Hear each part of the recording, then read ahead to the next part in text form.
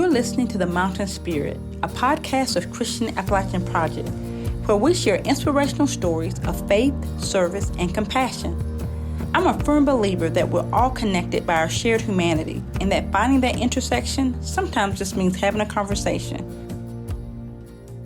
Today we get to hear from Michaela Fisher, a mental health counselor with Christian Appalachian Project's Family Life Counseling Services. The team of professional counselors at CAP are committed to meeting the specific needs of families and individuals in East Kentucky through their broad base of experience, education, and training in mental health practices.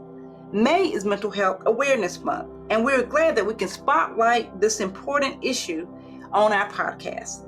The need for mental health care providers in CAP service area is 4 times greater than the national average, according to the Robert Wood Foundation. That's why it's so important for CAP to serve families and help children who are dealing with the impacts of a variety of trauma.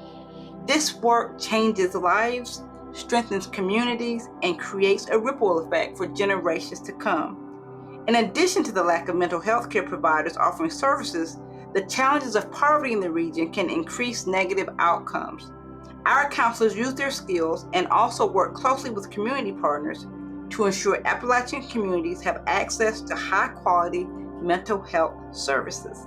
And with that, we are happy to have Michaela on today. Hi, Michaela. Welcome to the show. Hi, Tina. Thank you so much for having me. I'm delighted to be here. Well, we're going to jump right in. So why don't you tell the audience a little bit about yourself, where you're from, and what was it like for you growing up? My name is Michaela Fisher. I wasn't born here in Appalachia, but I was raised here in Eastern Kentucky. Of course, like most Appalachian families, we had our struggles, we had our financial challenges, we had our hardships, but I grew up in a very close-knit family. Grew up on a lot of family property, so I was always surrounded by family, grandparents, aunts, uncles. So we're very, very close-knit, and I noticed that a lot about our community too. I can definitely say that about our community. I've had experiences where, like natural disasters, where the community would come together. So what made you interested in studying mental health or pursuing that as a career? Growing up, both of my parents were in the helping profession, and I always knew that I wanted to be in the helping profession. I always knew that I was a helper. So my father actually was an ER nurse, and I initially tried to go into nursing, realized very quickly that it did not click with me. My heart was not in the medical field, and although that is very much a helping profession, it was not the way that I felt I could serve people. So I looked to my stepmother. My stepmother is a mental health counselor as well. I actually studied under the same school as her, same program. And I was inspired by her example, became a mental health counselor.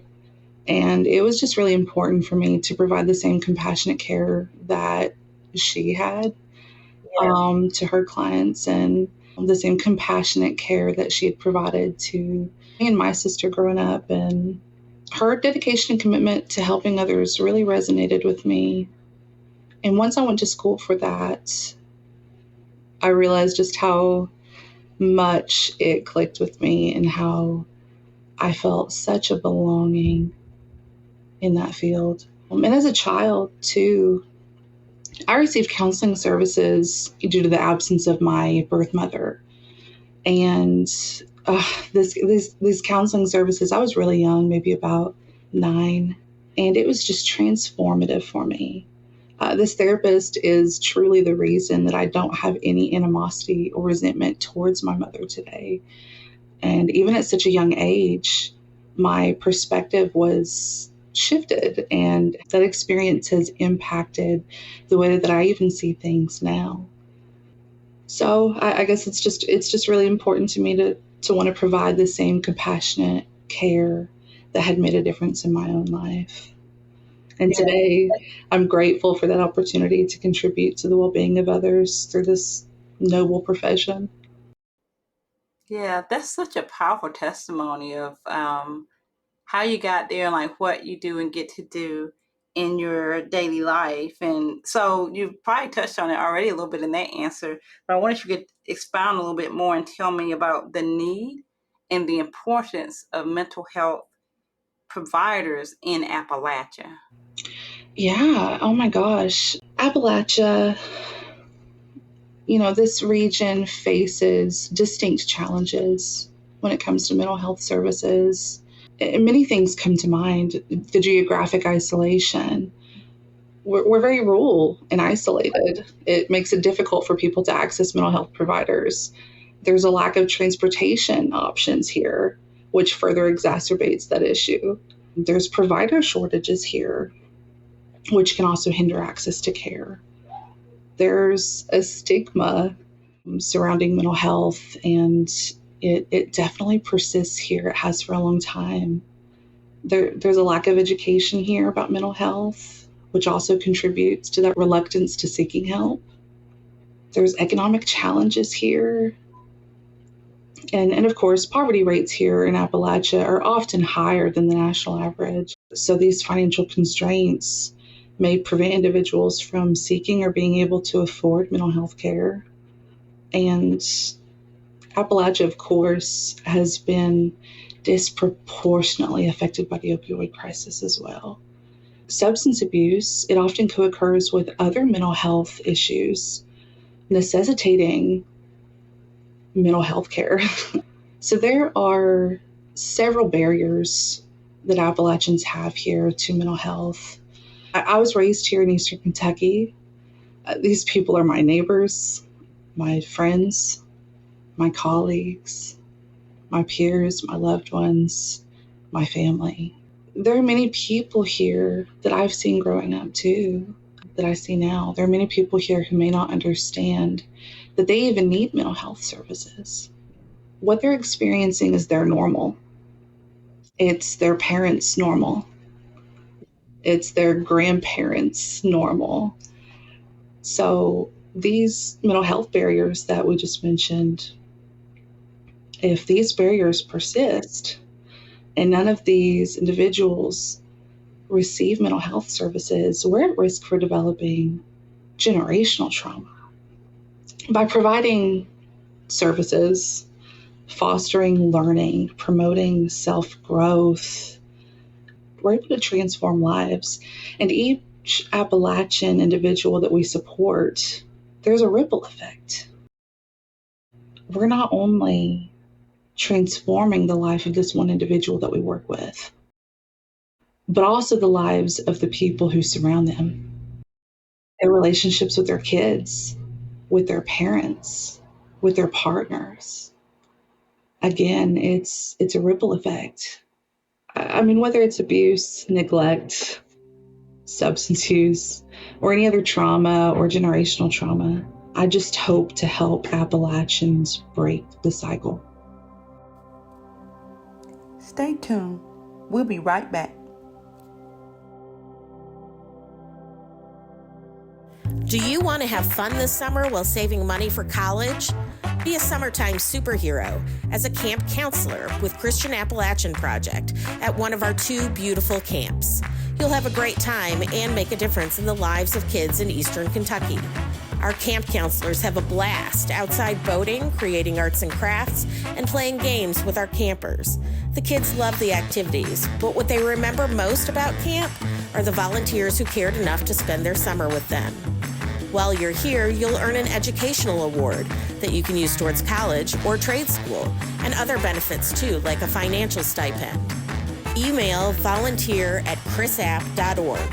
That's volunteer@CHRISAPP.org or text 859-797-3059 to learn more. We can't wait to hear from you. So tell us about how long have you been a counselor, and did you know anything about CAP before you became an employee? Again, I followed in my mom's footsteps, or my stepmother's footsteps. I claim her as my mom, but I followed in her footsteps. I really look up to her. And that meant going into the same program as she did. I went through Lindsey Wilson College. Also followed her footsteps in going to the same internship experience that she had. So she was actually connected through CAP. She did her internship here at CAP through the counseling program and had done her supervision under Dale Hamilton as her clinical supervisor and under Chris as the counseling program supervisor. She had a wonderful experience with that. I was inspired by her experiences here, and I decided to follow in her footsteps. And through her connection, I secured an interview for an internship here with CAP. And in January of 2020, amidst the pandemic, I was able to embark on this journey here. I found myself under the same supervisors, Dale and Chris, and who had mentored my stepmother. And I must have made an impression because in February of 2022, I became an employee here at Family Life Counseling Program here at CAP. And I've been here for a little over 2 years now, which is crazy to believe. I have been connected with CAP a few times before that, but I never made the connection until that internship experience. So I was a camper at Camp Shawnee. That was my first introduction to CAP without realizing it. When I was about 10 years old. Oh my gosh, it has just left a lasting mark on my heart. And to this day, I can recite several of the campfire songs. And I've found ways to incorporate these songs into my work with children, whether it's building a rapport or helping them emotionally regulate after discussing distressing topics. I get to incorporate these melodies, and it still lives with me today. And Camp Shawnee introduced me, oh my gosh, it introduced me to these lifelong friendships that I did not realize at the time. There was one dear friend whom I met at camp, and they remain a constant presence in my life. We became quick friends at camp, and we reconnected in middle school because I was about 10 years old. So we reconnected when we went to middle school, found each other, and I'm blessed to say that she's remained a dear friend in my life ever since. Oh my gosh, that almost gives you goosebumps to think about, like, those lifelong friendships. And I know that there's a connection too with the Family Life Counseling and Shawnee in helping counselors be ready for how to deal with children who may have anxieties about being away from home or different traumas, and that you all work with them to make sure that they have some training of how to handle some of those situations. Could you speak to that at all? Yeah, even today, I'm honored to continue to visit Camp Shawnee every year and participate in their orientation process for new camp counselors. And this has also been a very rewarding experience. So I visit there every year, and I do a de-escalation trainings, mental, emotional, and social health trainings for the camp counselors, just helping them to prepare for working with children and trying to improve their emotional intelligence when it comes to working with children. And again, that's improving their stay there. That's improving the kids' stay there at camp, improving the relationships between the camp counselors. So it's been rewarding. What does a typical day look like for you? I see about 6 to 7 on average, 6 to 7 sessions a day. Each session lasts about an hour. I see different demographics. It could be kids coming to see me for severe emotional distress. It could be kids coming to see me that are court ordered for family reunification with their parents. I do marriage counseling and couples therapy as well, which is really rewarding. Just an array of adults with severe mental illness. And I even see several elderly as well who are navigating that part of their life. So I see an array of people. It's definitely a variety here. There's never a dull moment. I feel like the variety of people that I get to meet with every day and the variety of experiences I get to hear every day has helped me learn so much. It's really played a vital role in my learning. I know that during the recent floods in 2022, our counselor served at the distribution center, and you all recognize that this was a very traumatic situation for many people, including lots of children who came through the center. Why was that work important to you, and what kind of situations were people dealing with at that time? I resonated a lot with the individuals who went through this flood. I'd also been through a flood myself in 2015. Funny enough, I also came into contact with CAP at that point in my life. I was about 17, and disaster relief came to help us as well. There was a lot of people who really didn't have the opportunity to process what was going on because they were kind of stuck in survival mode. Oh my gosh, their home was taken away from them so quickly.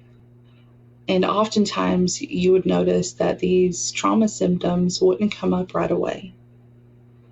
It was delayed because they were in survival mode. And this had lasting impact on these individuals. We came into contact with several there at the distribution center in Martin. I would bring my cards with me and I would hand them out to people to connect them with services once they were able to. Those individuals went through a lot. And probably still going through, like you talked about, processing and getting to that point where it's 2 years later and maybe they're back in their house, maybe not. For some people still are in FEMA trailers, or they may be living with family members or whatever those situations are. And I think sometimes it's just hard to convey to people that it's not just that easy to just pick up and move on. Or I know we've talked to many people who now they're, whenever it rains, like they have anxiety or they have panic attacks because they remember. Oh, yes. Very triggering. And grief, too. Grief would follow some people with that. There was some sudden loss that people experienced during that, too, that they also had to kind of be in survival mode in order to get through.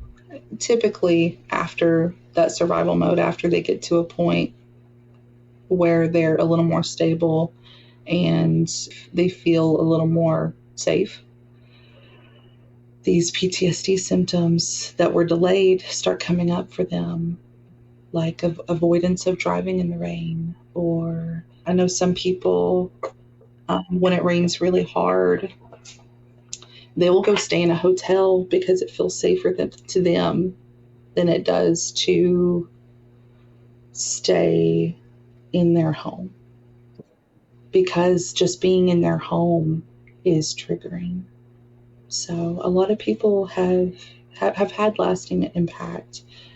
But again, I tried to encourage people to seek mental health assistance as early as they can while going through that. I really tried to encourage that to prevent this from following them. Stay tuned. We'll be right back. Your generosity has a direct and positive impact in the lives of people in need in Appalachia every day. It is the unwavering support of faithful friends like you that make this work possible. Many of our supporters are beginning to plan and envision what kind of legacy they want to leave to support the causes that are near and dear to their hearts. CAP is happy to provide a safe and easy experience for people to create a will and support CAP through non-cash gifts. Through our partnership with Free Will, CAP offers our donors the ability to create a will online and alter it at no charge. Our partnership with Free Will also includes their Smart Giving Suite, which allows donors to give through their IRA, donor advised funds, and stock online, in addition to creating a will for free. In recent years, Appalachia has faced unrelenting challenges, including the pandemic, inflation, and back-to-back natural disasters. You can make a life-changing impact and leave a legacy of hope in Appalachia.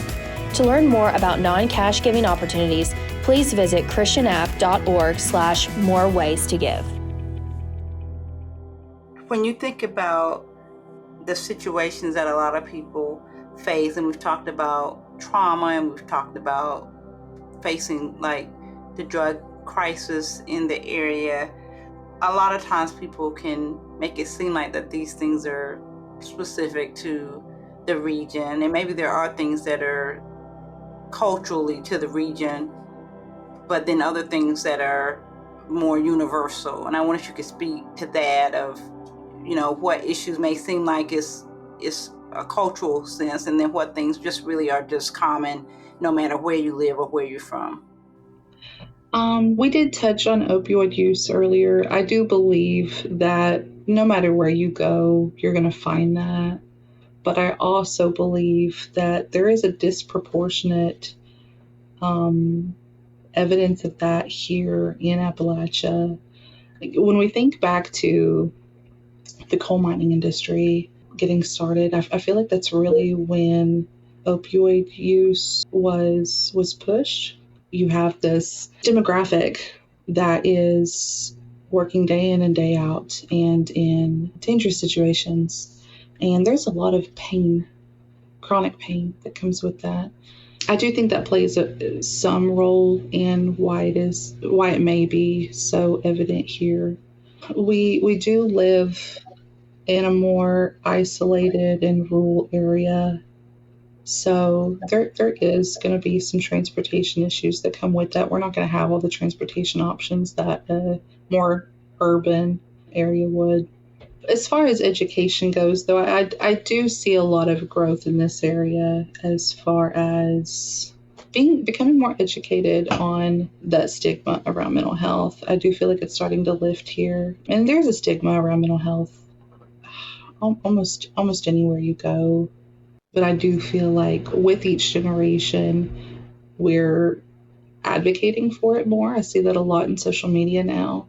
More and more people are speaking up about their mental health. More and more people are sharing what their experiences are like with varying mental health disorders, whether it be their schizophrenia or bipolar or PTSD. More and more people are more open to sharing that they see a therapist. It's becoming more normalized here, which I'm grateful to see.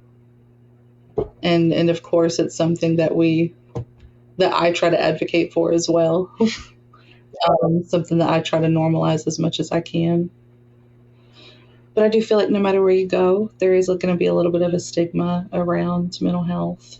I do see that improving as well. Yeah, I'm glad that it is May is Mental Health Awareness Month to spotlight it and help people talk about it. Maybe if they haven't considered seeing a counselor or, processing, maybe childhood trauma that they just buried or didn't know how to deal with. But I am excited to see, like you mentioned, more focus on social media, more people talking about it or saying I went to a therapist or I got help. And so it helps people to see that there are people out there that can help you, and you don't have to be ashamed. Like, we all go through things, and sometimes you just need to talk to somebody, and knowing that there are people out there that can help you. We talked about in terms of Appalachia, but I know that there are probably folks who are listening to the podcast or folks who support CAP that may never get to Appalachia. They may never get to Eastern Kentucky. If you thought of like a stereotype that people have outside of the area that they might never see, that you feel like, that just drives me crazy, what would that be? I feel like a big one for me is when people think of Appalachia, they think that we're uneducated here. And that is far from the truth. I am friends with, and I work with, and I am family with some of the smartest individuals that I'm grateful to have gotten to know and I've connected with. Very intellectual people here, people who love to learn here. And I do feel like there is a stigma around being educated here. So I feel like it's really important for people to know that we are. Last question, believe it or not, time flew by. We always ask this question about CAP's mission statement, which I know you're familiar with. The mission statement of CAP is building hope, transforming lives, and sharing Christ's love through service in Appalachia. Hope, transformation, love, and service. Which one of these words resonates with you when you think of Appalachia? I think of sharing Christ's love through service in Appalachia. I feel like our communities are filled with the kindest of souls and the most humble of people. And I feel like it's filled with helpers. And I do feel that I run into more people than not that are willing to give you the shirt off their back. There are so many kind people here, making me feel even more grateful to be a part of Appalachia, to be a part of this community, and a part of CAP. Awesome. Thank you. Michaela, that's our show. Thank you so much for being with us today. Oh, thank you so much for having me. This has just been wonderful. I really appreciate it. It's been so inspiring. Our guest today has been Michaela Fisher. She's a mental health counselor with Christian Appalachian Project's Family Life Counseling Services. We hope you've enjoyed the show and will check out next week's episode. Tell your friends to check us out too.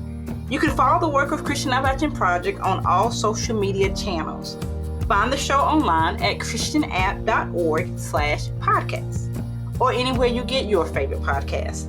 Be sure to subscribe so that you never miss an episode, and we'll see you next week.